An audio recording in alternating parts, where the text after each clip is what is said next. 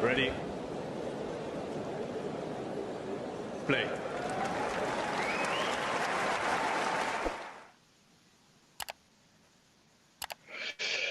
There it is. Marozsan moves through 6-3, 7-6. Yeah, Masters Marozsan just played very clinical today. Drop shots were crazy. Yeah, I feel like it was really similar to that De Jong match last week. Like in many ways, Fonseca got to kind of go again and got to have a chance at like making up on some of these errors that he'd made there, and not pushing harder for that break when he had some momentum. Here, I think just Marozsan had ice in his veins at 3-4 in the second set, saving these break points. Obviously, then got to the breaker, which we didn't see in that match against De Jong, and Fonseca making the back-to-back double faults. Yeah, I mean, that's kind of where he absolutely killed his chances to win the match right there. Not a great showing, obviously. He's not winning Roland Garros. He will eventually in the future be much better on courts like this, but he definitely needs a little bit more time right now. Not going to be I just saw Jose Morgado on my screen. Anyway, he's going to be one of the players I think who you still don't want to draw in Paris, but maybe for the guys who are ranked, not necessarily that high. Like I think a top seed should not feel that scared of him. Feels like there's been a drop off for him in the last month or so after a pretty strong start to the season. So yeah, I think he'll get to a higher level eventually, but that seems to be the moment where he's searching for a little bit of form now. I feel like he almost set the bar too high too quickly with smoking Rublev at the AO in straights and then winning the title in Argentina.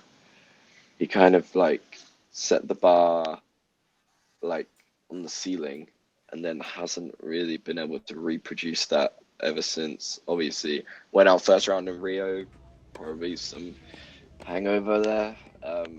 And then Indian Wells second round, Miami third round. Right. Yeah, but it's important to remember that in Madrid, his level was insane. In Miami, his level was insane. He just lost to two players who ground him down on the day and showed that 5% more experience that they have. But it's not like his level was poor at all. It's really just switching to. Yeah, it's really just switching to Estoril and Rome, where things have started like collapsing a little, which clearly right now he is not ready to be a factor in these events. And yeah, Fabian Marozsan, very good performance, calm, collected, fired up for this. Fair play to him. And Marozsan Rublev is also a very exciting match. It's not like only Fonseca can touch someone like that. Ghosty, in what way does Fonseca remind you of Federer? I'm curious to. Anyway, Brenner, your thoughts? Yeah, I like what you guys said. I mean, he, of course, I mean, he's just kind of must-watch TV at this point. So, he brings a big crowd with him, and he has all the talent in the world. But,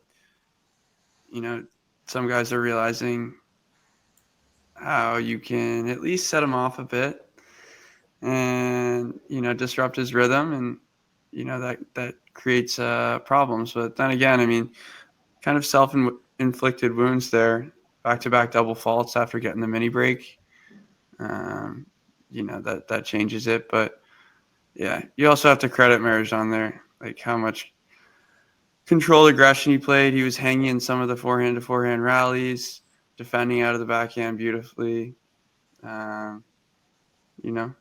can't, I'm not here to, I wouldn't say it was like, oh my God, it's terrible from Fonseca. He should have won. I mean, Marozsan, as I like to mention, he likes to show up at these events. He's comfortable in these conditions and came up very clutch when he needed to.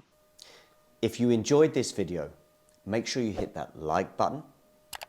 Don't forget to subscribe and click that notification bell so you don't miss out on all things tennis.